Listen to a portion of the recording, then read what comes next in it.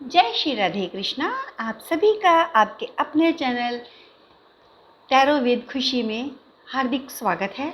और हम आज की रीडिंग शुरू करने से पहले माता रानी को याद करते हैं, जय माता सरस्वती। और आपके लिए आज का जो टॉपिक है वो ये है कि क्या आपके जो लव वंस हैं वो जो आपसे दूर हो गए हैं वो क्या वापस आएंगे। तो देखते हैं आपके लिए। उससे पहले आप हमारे चैनल को जल्दी से सब्सक्राइब कर लीजिए ताकि आप फैमिली का हिस्सा हो जाएं और जो भी ब्लेसिंग्स हैं वो हमारे फैमिली मेम्बर्स को सबसे पहले मिलें। चलिए आज की रीडिंग को स्टार्ट करते हैं। और अगर रीडिंग आपको अच्छी लगती है तो प्लीज़ कमेंट में ज़रूर बताइएगा कि आपको रीडिंग कैसी लगी। और मैं उम्मीद करती हूँ कि आपके रिश्तों में बहुत मिठास बने रहे और खुशियों से घर आंगन भरा रहे। और माता रानी की आपके लिए क्या ब्लेसिंग्स है कि आपके रिश्तों में आज क्या आपके जो लव वंस हैं जो दूर हो गए हैं वो आपके नज़दीक आएंगे। तो देख लेते हैं हम। Okay, S of wands, 7 of cups, 8 of cups, 7 8, wow very good. Page of cup, feeling से भरा हुआ। King of sword, very good. And page of wands, ये आपका bottom of the deck, page of wands. ठीक है, तो चलिए आज हम अपनी रीडिंग को स्टार्ट करते हैं। तो माता रानी को याद करते हुए हम आपकी रीडिंग स्टार्ट करते हैं कि आपके जो लव वंस हैं जो आपसे दूर हो गए हैं या दूर चले गए हैं तो वो कब तक आएंगे और वो आपके पास आएंगे या नहीं। तो आइए देख लेते हैं। माता रानी को याद करते हुए, हे माँ हमारे व्यूवर्स को बताइए कि उनके जो लव वंस हैं जो उनसे दूर हो गए हैं वो क्या उनके पास वापस आएंगे। तो हमारा जो पहला कार्ड निकला है ना वो है S of wands. S of wands नई शुरुआत को दर्शाता है और बहुत ही जैसे नया रिश्ता होता है ना, बहुत ही पैशन के साथ, बहुत फायर के साथ। तो यानी जो पॉजिटिविटी है, पॉसिबिलिटी है वो है ये है कि आपके जो लव वंस हैं वो वापस आएंगे आपके पास, चाहे वो किसी भी कंडीशन में, जिस भी कंडीशन में, चाहे वो आपसे दूर चले गए हैं किसी काम से रिलेटेड, किसी करियर से रिलेटेड या फिर किसी और रिलेशन में हो गए हैं, तो वो आपके पास ज़रूर आएंगे। और वो एक नए रिश्ते की जो मतलब उनके आने के बाद जो नए रिश्ते की शुरुआत होगी वो बहुत ही खूबसूरत होगी। आप बहुत ही खूबसूरती से अपने रिश्ते की नई शुरुआत कर पाएंगे। तो आपके जो लव वंस हैं वो माता रानी के आशीर्वाद से ज़रूर वापस आएंगे। लेकिन उसके बाद आता है आपका 7 ऑफ कप्स, जिसमें आपको ना जब कोई आपको एक बार धोखा दे देता है और फिर वो वापस आता है, धोखा देता है या दूर जाता है, तब आपके मन में ना कहीं ये एक सिचुएशन बन जाती है कि क्या वो मेरे साथ जैसे पहले लॉयल थे या फिर जैसा मेरे साथ उन्होंने पहले किया, क्या वही कंडीशन मेरे साथ फिर से होगी। तो वो चीज़ है। तो आपको ना बहुत ही अपनी जो अंतरात्मा का जो आवाज़ है ना उसको सुनते हुए आपको अपने उनकी भावनाओं को समझते हुए अपनी भावनाओं को, अपने अंतरात्मा की आवाज़ को, अंतर्ज्ञान के का प्रयोग करते हुए आपको उनके साथ डील करनी है, उनके साथ बातचीत करनी है, उनके साथ आगे रिश्ते को बढ़ाना है या नहीं बढ़ाना वो सोचना है। अगर आप किसी भी तरह से गलत डिसीज़न ले लेते हो, अपने अंतर ज्ञान को यूज़ नहीं करते हो, अपनी अंतरात्मा की आवाज़ को नहीं सुनते हो, तो आपका वो रिश्ता जो आने के बाद भी, वापस आने के बाद भी ख़त्म हो सकता है। इसलिए आपको अपने अंतर ज्ञान का प्रयोग करना है, अपने अंतर आत्मा की आवाज़ को सुनना, दिल की आवाज़ को सुनना है और किसी और पे भरोसा ना करके सिर्फ खुद पर भरोसा करना है। और खुद के विवेक से आपको अपने जो लव वंस जो वापस आएंगे उनके जो फीलिंग्स हैं, उनकी जो बातें हैं, उन सब चीज़ों को ना ऑब्जर्व करके, उन चीज़ों को देख के आपको डिसीज़न लेना है कि आपको उनके साथ रिलेशन को आगे करना है या नहीं करना है। तो आपके लव वन जो है वो वापस ज़रूर आएंगे। कहीं ना कहीं आप लोगों का जो रिश्ता है ना वो इस तरह से टूटा है, भावनात्मक रिश्ता तरीके से। आप भावनात्मक तरीके से आपकी जो फीलिंग्स जो एक्सप्रेस नहीं हुई, उनकी वजह से वो आपसे दूर हुए। और आपको अब ये ध्यान रखना है कि अब अपनी फीलिंग्स को आपको खुलेपन से इजहार करना है। तो अब तक जो आपने गलती की कि आप लोगों ने अपनी फीलिंग्स को इजहार नहीं किया, एक दूसरे के साथ बैठ के बातचीत नहीं की, खुले विचार से बात नहीं की, अपने जो भावनाएं थी उनको शेयर नहीं किया।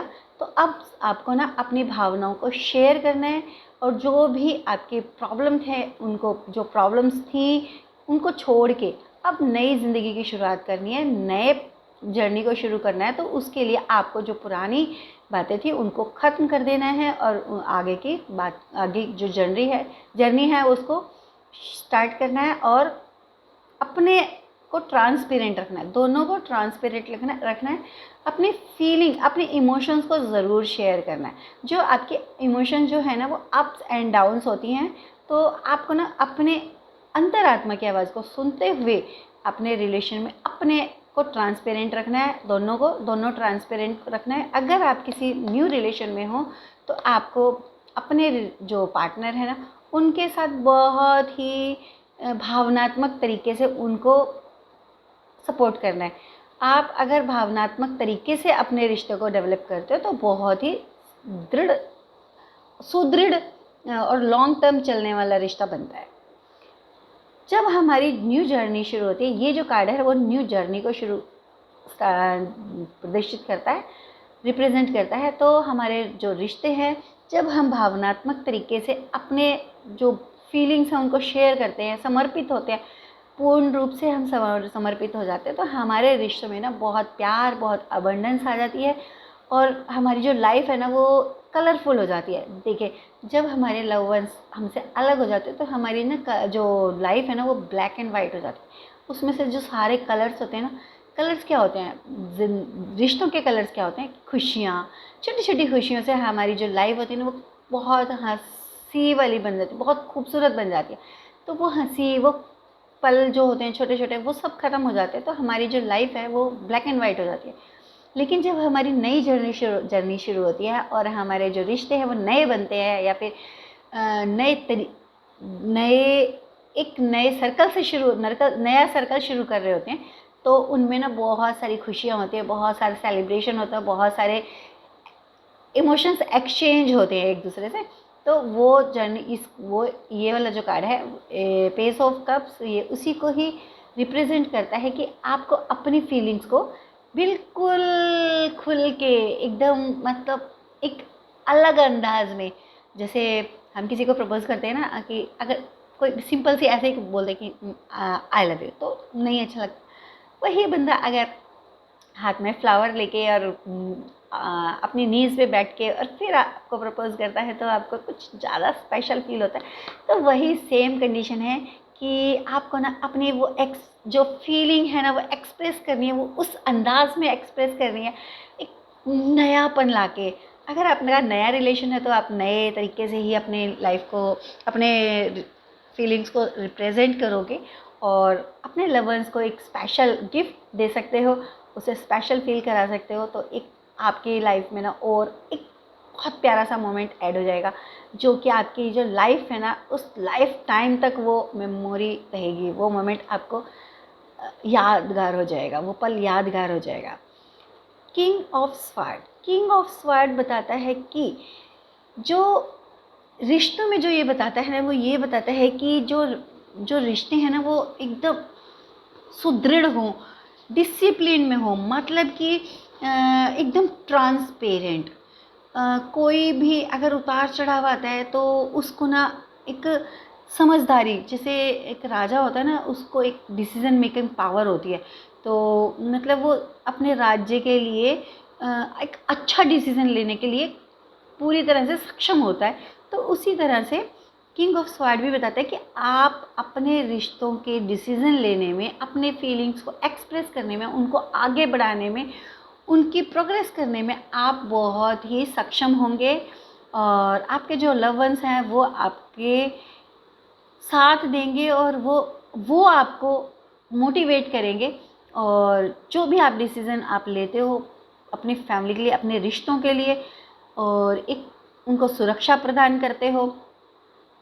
मतलब आप अपने रिश्ते में ना एक सिक्योरिटी लाते हो कि हाँ, आप जो मेरे लव वंस हैं वो मतलब मेरे साथ में सिक्योर हैं, और उन्हें एक कह सकते हो कि मतलब उन्हें ये फील कराना कि मैं तुम्हारे साथ पूरी तरह से लॉयल हूँ। जैसे राजा अपनी प्रजा के लिए लॉयल होते हैं ना, कि उनका एक लॉयल्टी होती है, उनके लिए एक रिस्पॉन्सिबिलिटी होती है कि मुझे अपने प्रजा की रक्षा करनी है, मुझे उनको सभी सुख देने हैं, उन्हें हर प्रकार की सुख सुविधाएं देनी है, सब कुछ उनको प्रोवाइड कराना है। तो वही फीलिंग आपके पार्टनर की होगी आपके लिए, कि वो जब वापस आएंगे तो आपको वो ये फीलिंग दिलाएंगे और आपको उनका साथ देना है। तो आपका रिश्ता वो सुदृढ़, मजबूत और सुरक्षित रहेगा।